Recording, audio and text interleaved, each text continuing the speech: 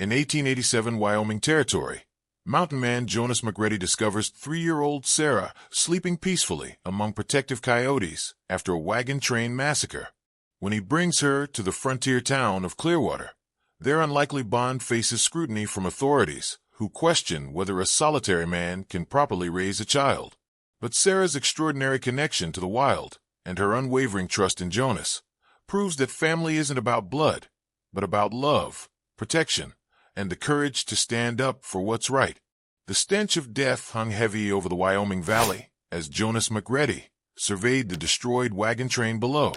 18 families had been heading west to start new lives. Now only scattered debris and silence remained. At 53, Jonas had seen enough violence to last 3 lifetimes.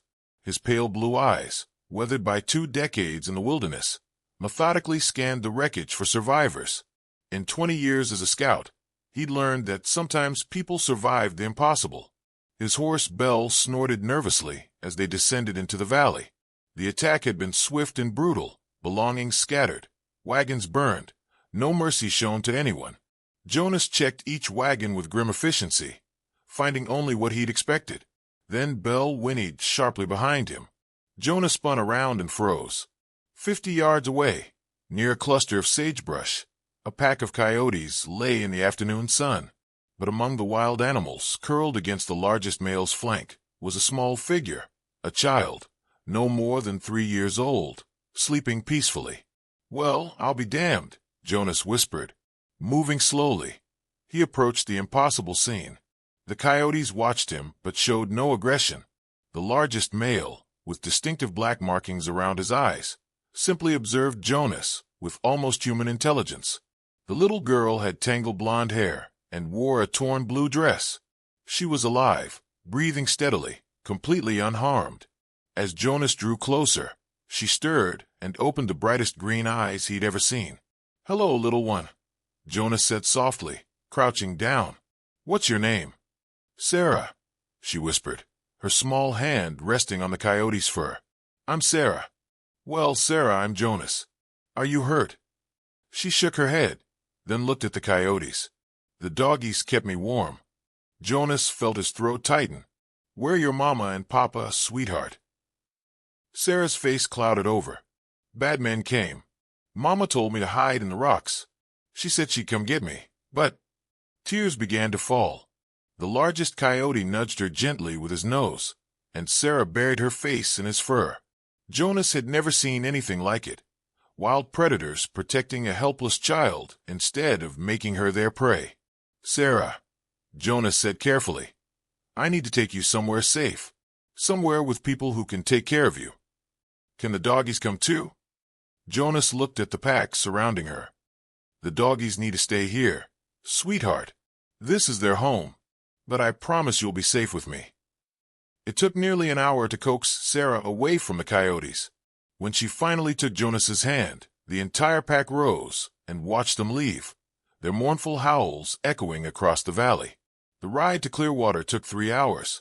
Sarah sat in front of Jonas, asking questions about his horse and commenting on the changing autumn colors with the resilience only children possessed. "Where are we going?" she asked as the town's lights came into view. "To people who'll take care of you," Jonas replied, though he wasn't sure what kind of reception awaited them. "Will you stay with me?" The question hit harder than expected. Jonas had been alone for so long that the idea of responsibility for another person terrified him. But looking at Sarah's trusting face, he found himself nodding. "For a while, sweetheart. For a while." As they rode into Clearwater, Jonas tried to ignore the voice warning him he was making a mistake.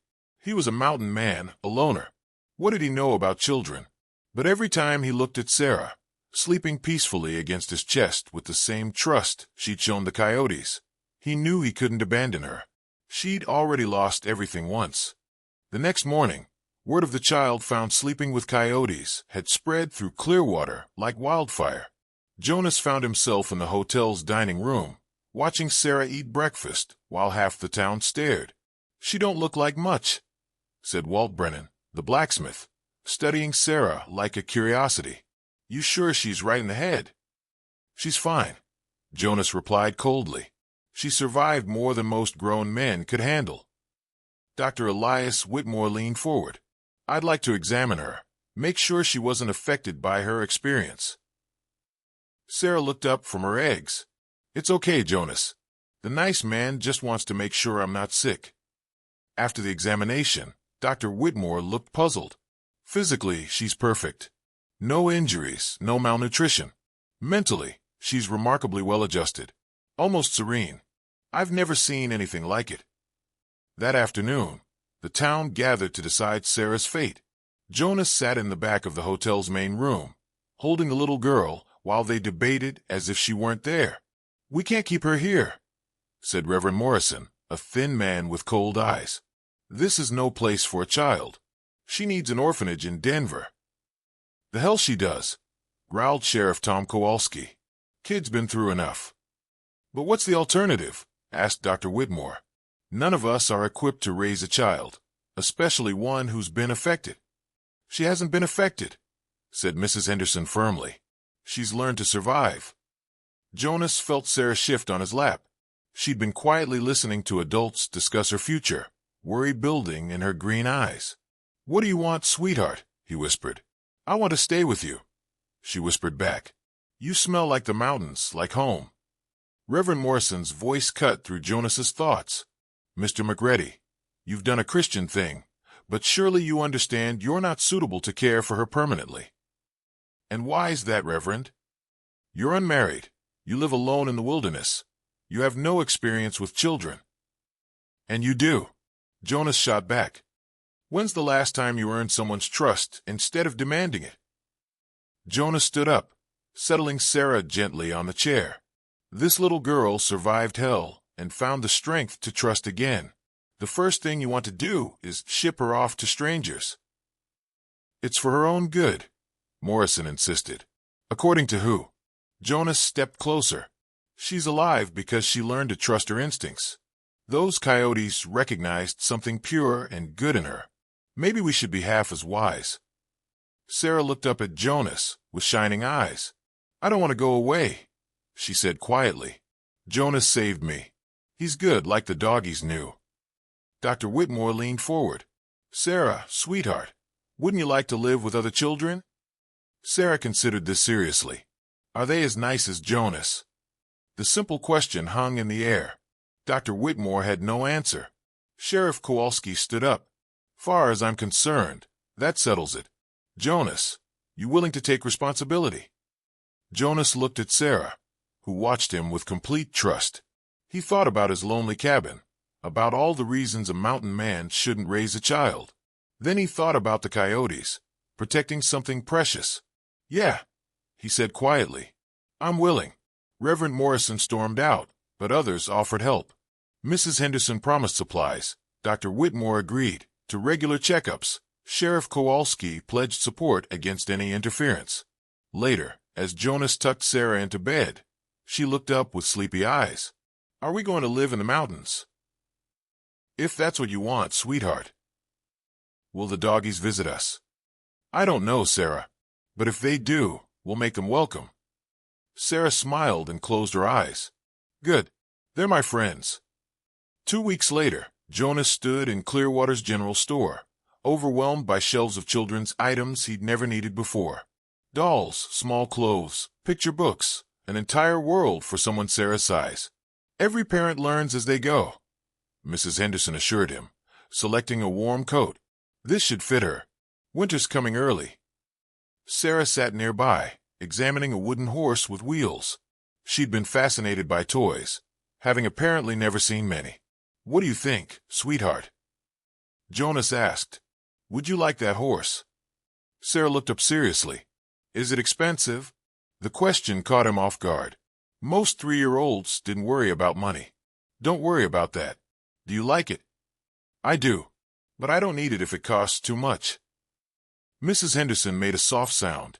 Sarah, dear, Jonas wants to buy you nice things. That's what families do. Are we a family? Sarah asked Jonas directly. Jonas felt his throat tighten. What do you think?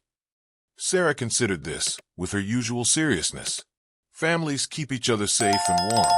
You keep me safe and warm. Then I guess we're a family, Jonas said, surprised by how right it felt. The ride to Jonas's mountain cabin took most of the afternoon. Sarah rode in front of him, pointing out birds and asking endless questions. Her curiosity was infectious, making Jonas see familiar sights with new eyes. "Why do the leaves change colors?" she asked. "Trees getting ready for winter. Stops making food in the leaves, so they turn and fall off. Like the doggies sleep during the day?"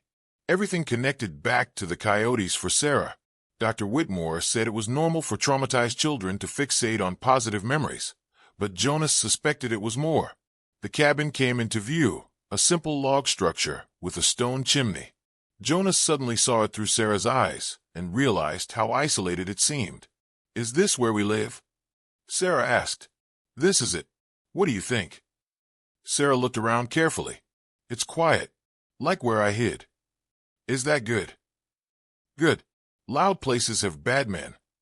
Over the next few days, Jonas modified the cabin for a child. He built a small bed, secured dangerous items, and attempted cooking foods that might appeal to a 3-year-old. Sarah helped, holding tools and offering suggestions with carpenter-like seriousness. One evening, as they sat by the fire after supper, Sarah asked, "Jonas, why do you live alone?" Jonas paused his whittling. "Just always have. Never had much use for people." "Were people mean to you?"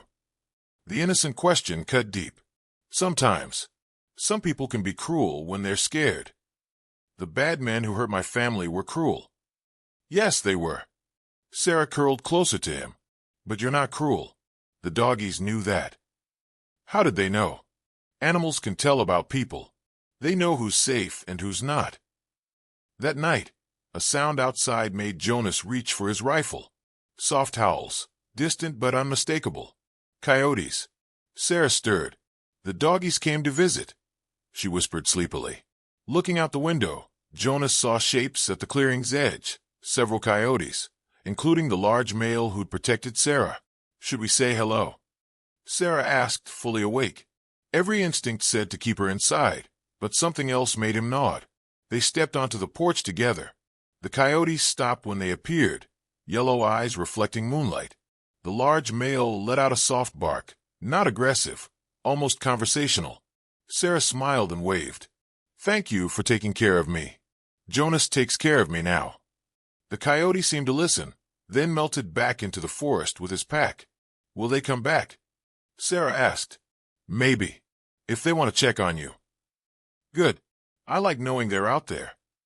The next morning brought their first real test. Sarah woke crying from a nightmare, calling for her parents. Jonas held her while she sobbed, feeling helpless. "I want Mama," she wept. "I want to go home." "I know, sweetheart. It's okay to miss them." "Will they come back?" The question he dreaded. "No, sweetheart. They can't. But they loved you and wanted you safe and happy." "How do you know?" "Because that's what parents do. They love their children so much they'd do anything to protect them." Sarah cried for a long time. When the storm passed, she looked up with red-rimmed eyes. "Will you be my papa now?" The question took his breath away. "If you want me to be." "I do." "Then I will. I promise."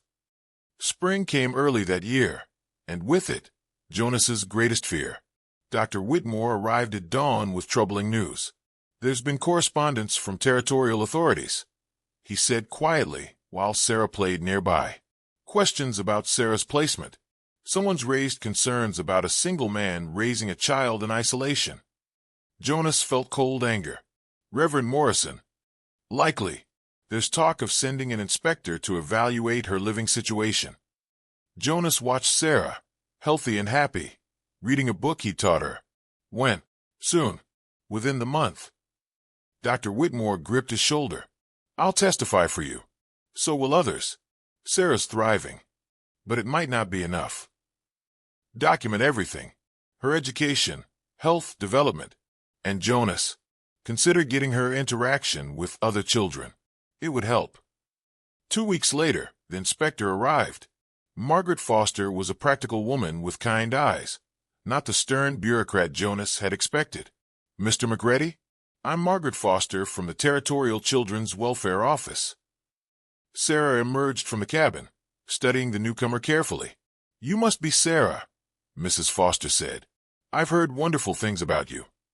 "Good things or bad things?" Sarah asked directly. Mrs. Foster laughed. "Very good things." The inspection lasted hours. Mrs. Foster examined the cabin, reviewed Jonas's records of Sarah's progress, and talked extensively with Sarah herself. When Sarah demonstrated reading, arithmetic, and recited poetry, Mrs. Foster looked genuinely surprised. "She's remarkably advanced," she told Jonas privately. "But I have to ask, do you believe this story about coyotes protecting her?" Jonas met her gaze. "Ma'am, I found that child sleeping peacefully among wild predators. I've seen them visit our property regularly, never showing aggression. I don't understand it, but I know what I saw." "And you think this is some kind of special protection?" "I think that child has a gift for bringing out the best in others. The coyotes recognized it, I did, and so has everyone in Clearwater who knows her." Mrs. Foster watched Sarah brush Jonas's horse with careful strokes. "She's well adjusted for a child who's experienced such trauma. She's strong, stronger than most adults. Are you prepared for future challenges? She'll need education, social interaction as she grows." "I'll adapt. We both will. That's what families do." Mrs. Foster made notes. "Mr. McGready, I've seen wealthy families who treated children like possessions, and poor families who gave everything for a child's love. What I see here is complete devotion to your daughter's welfare." Jonas felt hope flicker. "Does that mean?" "I'm recommending Sarah remain in your care. With conditions, formal education when she's older, regular medical visits. Can you agree to that?" "Yes. Anything." That evening, they celebrated with a special dinner. "Papa," Sarah asked, "when I'm older, will I have to leave?" Jonas chose his words carefully. "You'll have choices, sweetheart. You might want to see what's beyond these hills. But I like it here. I like the quiet, and the animals, and being with you. And I like having you here. But part of being a good papa means making sure you have opportunities." Sarah climbed onto his lap. "Will you come with me if I leave?" Jonas thought about his mountain life, the solitude he'd once treasured. Then he looked at the child who'd transformed survival into joy. "Wherever you go, I go," he promised. "We're family." That night, as Sarah slept peacefully and coyote calls drifted on the wind, Jonas reflected on the past year. He'd been a solitary man, seeking only survival. Now he was a father, responsible for a precious life that had found him through tragedy and miracle. The sound of approaching hooves woke him before dawn. Dr. Whitmore arrived urgently. "Scarlet fever outbreak in Clearwater," he said breathlessly. 3 children dead, more sick. I wanted to ensure Sarah wasn't exposed.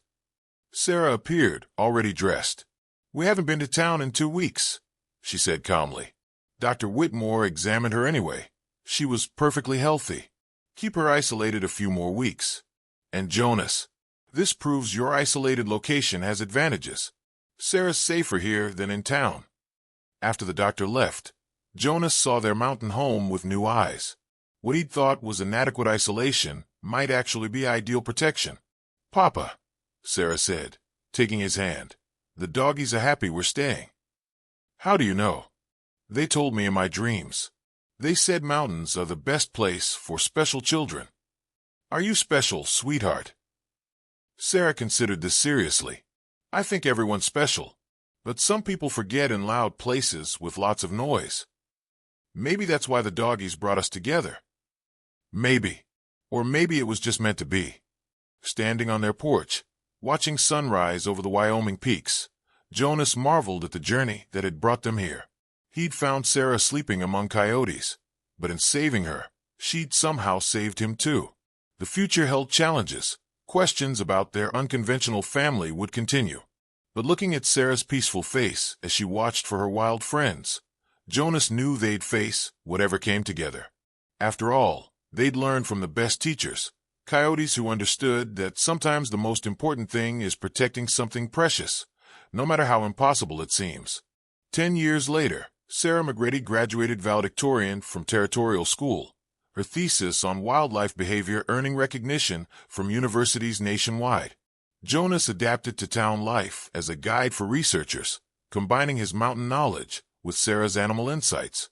Sarah became one of the territory's first wildlife conservationists, always crediting her greatest teachers, a mountain man and a pack of coyotes who showed her that family isn't about blood.